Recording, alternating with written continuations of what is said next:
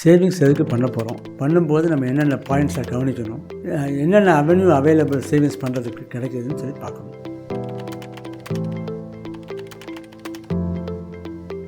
கடன் வாங்கினா நம்ம கடன் வாங்கினதுக்கு வட்டி கட்டுவோம். சேவிங் பண்ணோம்னா அது நமக்கு வட்டி கொடுக்கும். சேவ் பண்ணும்போது நம்ம என்ன கோலோ அந்த கோலை அச்சீவ் பண்ண முடியும். கடன் வாங்கினா கடன் கட்டி அந்த கோலை அச்சீவ் பண்ணுறதுக்கு ரொம்ப காலம் எடுத்துக்கும். என்ன வரும், அதாவது சப்போஸ் ஒருத்தர் சேலரி பீப்புளாக இருந்தால் அவங்க வாங்குகிற சேலரியில் 10% சேவ் பண்ணணும். நம்ம இந்த 10%ல் ரிட்டைர்மெண்ட் பிளானிங்க்கு சேவ் பண்ணுவோம், சில்ட்ரன்ஸோட கேரியர் பிளானுக்கு சேவ் பண்ணுவோம், எமர்ஜென்சி ஃபண்டுக்கு சேவ் பண்ணுவோம், பொருள் வாங்குறதுக்காக சேவ் பண்ணுவோம்.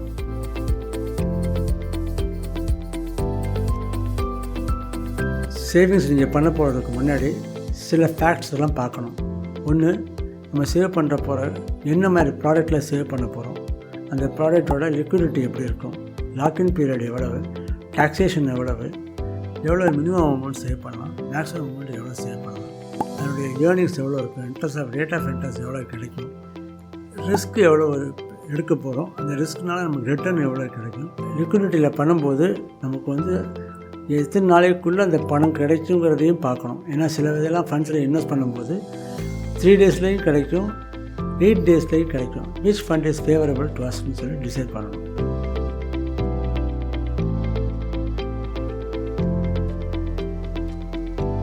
சேவிங்ஸில் நிறைய அவென்யூ அவைலபிள். ஒன்று போஸ்ட் ஆஃபீஸில் monthly income plan available, RD available, one time இன்வெஸ்ட்மெண்ட்டும் அவைலபிள். அதேமாதிரி பேங்க்கில் எடுத்திங்கன்னா RD available, one time investment, fixed deposit available. பேங்க்கில் you can open PPF as well as NPS. அது கவர்மெண்ட் பேங்க்லேயும் ஓப்பன் பண்ணிக்கலாம், ப்ரைவேட் பேங்க்லேயும் ஓப்பன் பண்ணலாம், போஸ்ட் ஆஃபீஸ்லேயும் ஓப்பன் பண்ணலாம். அங்கே அதே இடத்துல gold and sovereign பாண்ட்ஸும் available, RBI பாண்ட்ஸும் அவைலபிள், கவர்மெண்ட் செக்யூரிட்டி பாண்ட்ஸும் அவைலபிள். அது போக you can do shares and securities. இது போக உங்கள் சில்ட்ரன்ஸுக்காக you can take children's plan in mutual fund industry as well as post office. Equity, அதாவது கவர்மெண்ட் சைடில் இருக்க சேவிங்ஸ் எல்லாம் சொன்னேன். இப்போ ப்ரைவேட் செக்டார்லேயும் அந்த சேவிங்ஸ் ஆஸ்பெக்ட் இருக்குது. ஒன்று ஈக்விட்டி இன்வெஸ்ட்மெண்ட்ஸ் இருக்குது மியூச்சுவல் ஃபண்டில். அதேமாதிரி சிட் ஃபண்ட்ஸ் இருக்குது, NPS non banking financial services, அதில் ஃபிக்ஸட் டெபாசிட்ஸ் இருக்குது, ரெகரண்ட் டெபாசிட்ஸ் இருக்குது. எதில் வேணாலும் நம்ம இன்வெஸ்ட் பண்ணிக்கலாம் ஆஸ் ஏ சேவிங்ஸாக.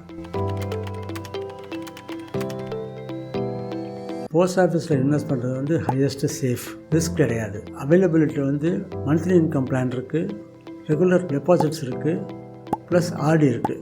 இந்த RD very famous in post office. Maturity 1 year இருக்குது, 5 இயர் இருக்குது. Returns reasonable return from the bank. Risk கிடையாது. ப்ரைவேட் பேங்க்ஸுக்கும் கவர்மெண்ட் பேங்க்ஸுக்கும் வித்தியாசம் இருக்குது. பிஎஸ்சி பப்ளிக் செக்டார் அண்டர்டேக்கன் பேங்க்கில் எல்லாத்துலேயும் ஆர்டி இருக்குது, ஃபிக்ஸட் டெபாசிட்ஸ் இருக்குது. ஆர்டியில் போஸ்ட் ஆஃபீஸில் கிடைக்கிற மாதிரி தான் கவர்மெண்ட் சைடில் கிடைக்கிற எல்லாமே ஒரே ரேட் ஆஃப் இன்ட்ரெஸ்ட் தான். There is no difference. ஒன்று தான் சீனியர் சிட்டிசன்ஸுக்கு டிஃப்ரென்ஸ் வரும். லோன் எடுத்துக்கலாம் எகெயின் செட். நீங்கள் போடுற சேவிங்ஸ்லேருந்து லோன் எடுக்க முடியும். ரிட்டர்ன் ஒரு 7.5% கிடைக்கும், அதுக்கு மேலே கிடைக்காது. லிக்விடிட்டி எப்படின்னா நீங்கள் எவ்வளோ மாதத்துக்கு நீங்கள் லாக்இன் பீரியட் பண்ணுறீங்களோ அதுக்கப்புறம் தான் எடுக்க முடியும். அதுக்கு முன்னாடி எடுத்தால் bank charges will be applicable.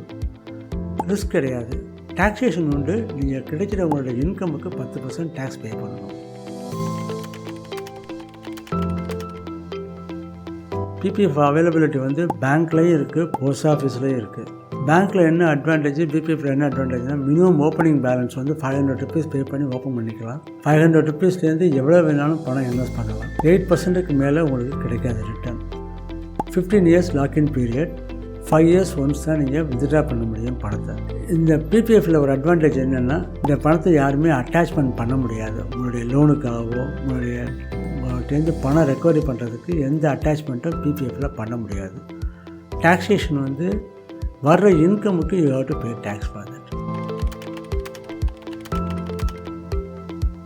National pension scheme NPS, இதில் எவ்வளோ வேணாலும் இன்வெஸ்ட் பண்ணலாம். இதில் ஒரே ஒரு டிஸ்அட்வான்டேஜ் தான், 15 வருஷம் லாக்இன் பீரியட். நீங்கள் லாக்இன் பீரியட் முடிஞ்சோன்னு தான் பணம் எடுக்க முடியும். பணம் எடுக்கிறதும் 50% of the money only withdraw பண்ணலாம். 50% ஆஃப் த மணிலேருந்து உங்களுக்கு பென்ஷன் வரும். இந்த பென்ஷன் பேலன்ஸ் அமௌண்ட் யாருக்கு போகும்னா அவங்க நாமினிக்கு தான் போகும். உங்களுக்கு அப்புறம் நீங்கள் ஃபுல் அமௌண்ட்டும் வித்ட்ரா பண்ண முடியாது.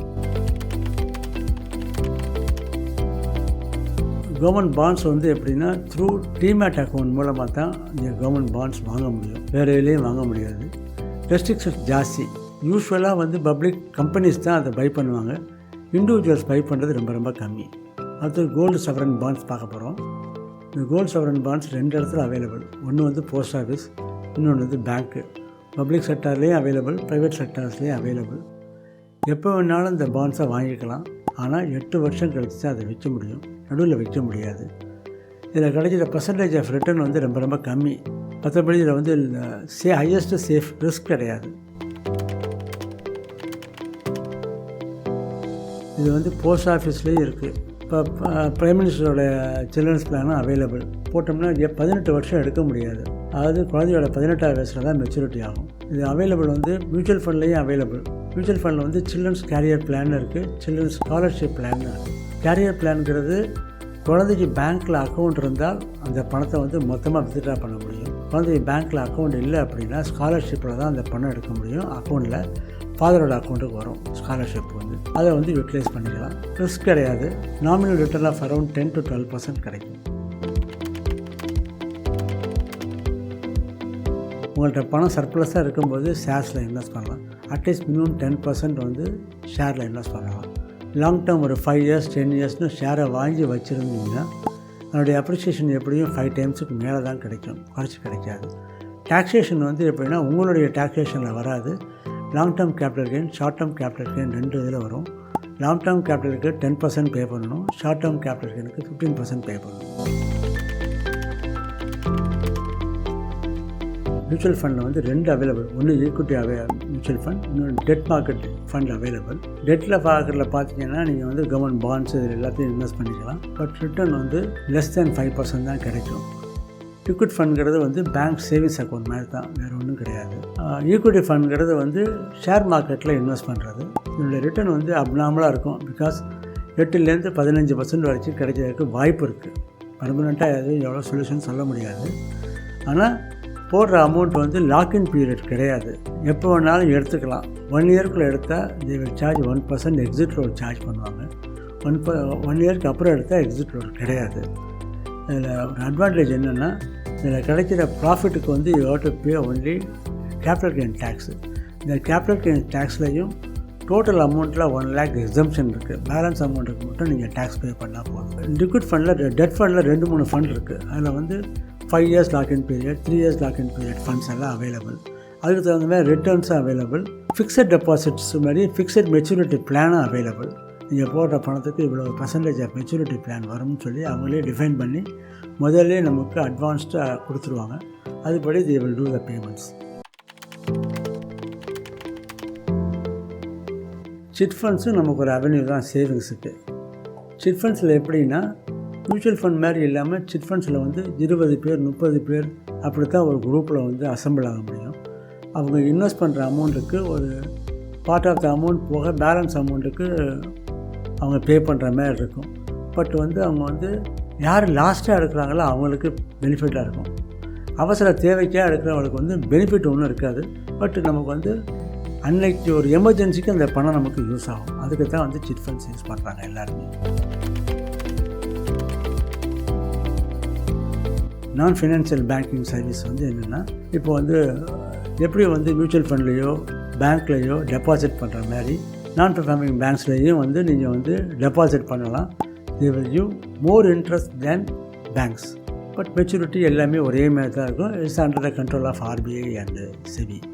சேவிங்ஸ் என்னென்னதில் அவைலபிள் அதை இன்டெப்த்தாக பார்த்துட்டு உங்களுக்கு எது தேவையோ அதில் நீங்கள் சேவ் பண்ணுங்கள்.